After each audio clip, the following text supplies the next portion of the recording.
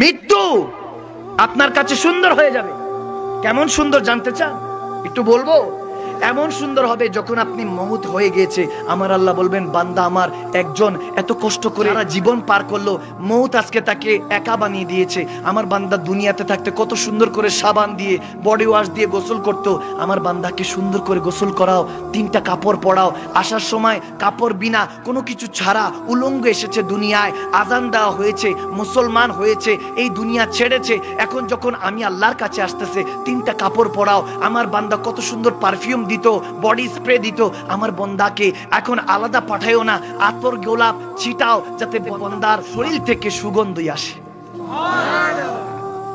বান্দা একজন, একটা গাড়ি আনা হবে, 4 জন ড্রাইভার। কয়জন ড্রাইভার? কয়জন প্যাসেঞ্জার? আওয়াজ দেন। প্যাসেঞ্জার। তেলবিহীন গাড়ি, তেলবিহীন গাড়ি। কত মার্সিডিজ কেনার শখ করেন, একটা মার্সিডিজ, একটা বিএমডব্লিউ, বড় বড় কার থাকলে, প্রাডো থাকলে কত সুন্দর লাগতো, কিন্তু ওই গাড়িটাও তো আপনাকে কবরে নিয়ে যাবে।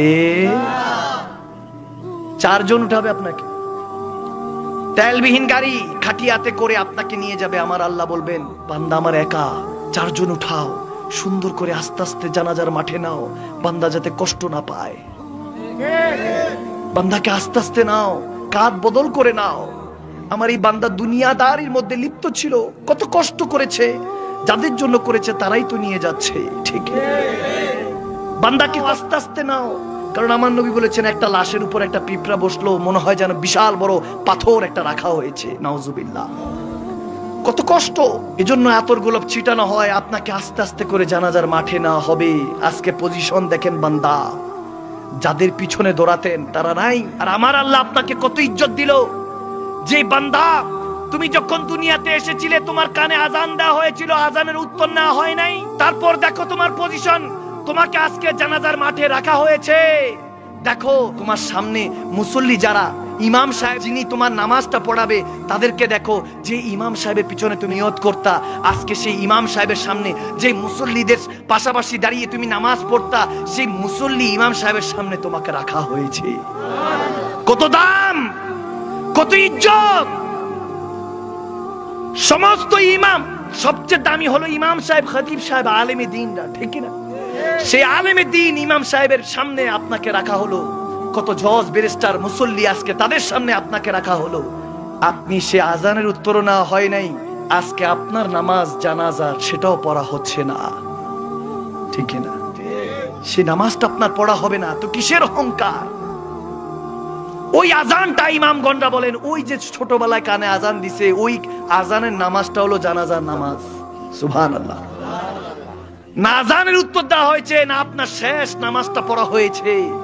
তারপরও দেখেন, আল্লাহ আপনার জন্য ব্যবস্থা রেখেছে, মিল্লাতে রাসূলুল্লাহ বলে, রসুলকে কবরের মধ্যে ব্যবস্থা রেখেছে, নিজের হাবিবকে রেখেছে। হাবিব, আমার বান্দা আসতেছে, ইস্তেকবাল দিয়ে কোলে নিয়ে নেন। সুবহানাল্লাহ। নবী আপনাকে ইস্তেকবাল নিয়ে নিবে, তারপরে আপনার জন্য সওয়াল জবাবের ব্যবস্থা।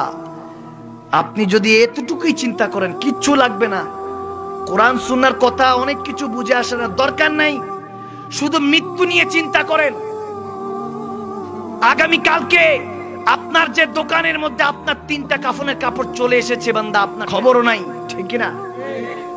হয়তো বা কাফনের কাপড় চলে এসেছে, এখনো সময় আছে, বান্দা আসুন, আল্লাহর পথে মতে আসুন, আল্লাহর কাছে যেতেই হবে আপনাকে।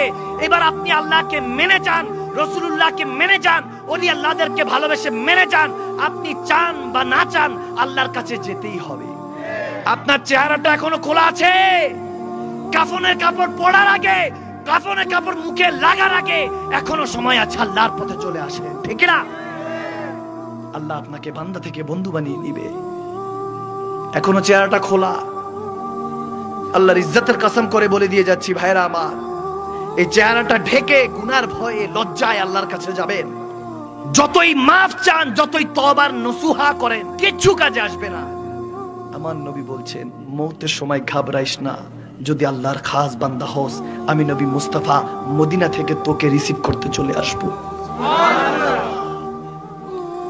আমার নবী এসে আপনাকে কালমা পড়িয়ে দিবে।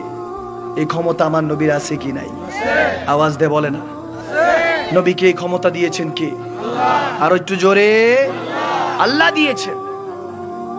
আল্লাহর গুণে, আল্লাহর ক্ষমতা পেয়ে আমার নবী ক্ষমতাবান, ঠিক না? সমস্ত ওলিয়ার দ্বারা আপনিও চাইলে পারেন। You have to change yourself. আপনাকে পরিবর্তন হতেই হবে। আজকে হন, নয়তোবা কালকে হন, পরিবর্তন এমনি হবে, ঠিক কিনা?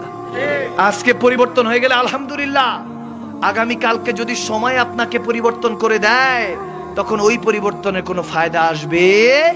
কারণ সময় আপনার থেকে অনেক কিছু নিয়ে তারপর আপনাকে পরিবর্তন করাবে। এজন্য ভাইরা আমার, বাবারা আমার, শায়ের খুব মহব্বত নিয়ে বলে, এসেছি একা আর যাবো যে একা, যাবার বেলায় পাবো কি নবীর দেখা। আরে মনে মনে সর্বক্ষণে, মনে মনে সর্বক্ষণে, আরে লাগে নবীর দুরুদ মধু মাখা, যাবার বেলায় পাবো কি নবীর দেখা। আরে যাবার বেলায় পাবো কি নবীর দেখা। এই দেহেরি হৃদ মাজারে লিখায় আছে আমার নূর নবীর নাম, লিখায় আছে আমার দয়াল নবীর নাম, ঠিক না? তাই তো আমার প্রতি দমে দমে গাই শুধু নবীর দুরুদ সালাম। আরে উম্মতে সরকার নবী, রহমতে সরকার, রহমতে সরকার নবী আমার আকা, যাবার বেলায় পাবো কি নবীর দেখা, যাবার বেলায় পাবো, যাবার বেলায় পাবো। কেন এত ভালো লাগে আমার নূর নবীর নাম, আরো ভালো লাগে নবীর দুরুদ সালাম, ঠিক না? ঠিক না? আরো ভালো লাগে খোদার নামাজ ও কালাম, ঠিক না? আরো ভালো লাগে নবীর মিলাদ ও কিয়াম, নবীর দুরুদ সালাম, নবীর দুরুদ সালাম, নবীর দুরুদ সালাম, ও খোদার নামাজ ও কালাম। আল্লাহুম্মা সাল্লি আলা সাইয়্যিদিনা মুহাম্মাদিন, জোরে আল্লাহুম্মা, সবাই